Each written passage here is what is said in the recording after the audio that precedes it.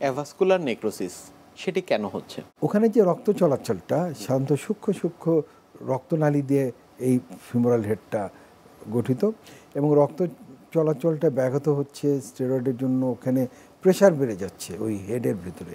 Pressure বাড়ার ফলে সেখানে অক্সিজেন সাপ্লাইটা কমে যাচ্ছে, এবং এক পর্যায়ে অক্সিজেন সাপ্লাইয়ের বিঘ্নর কারণে ওই হেডটা মরে যায়।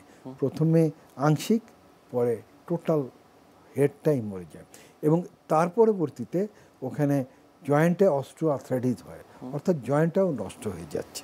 সেক্ষেত্রে পরীক্ষা নিরীক্ষার যে বিষয়টি রয়েছে সেটি কিসের মাধ্যমে আপনারা নিশ্চিত করে থাকেন? আমরা সাধারণত তাকে এক্স রে করাই, এবং এক্স রে সাধারণত দেখতে পাই। অনেক সময় এক্স রেতেও আমরা বুঝতে পারি না, তারপরে আমরা এমআরআই করি এবং ক্যাটাগরি ভাগ করি পুরা জিনিসটাকে। 1 ভাগ, 2 ভাগ, 3 ভাগ, 4 ভাগ।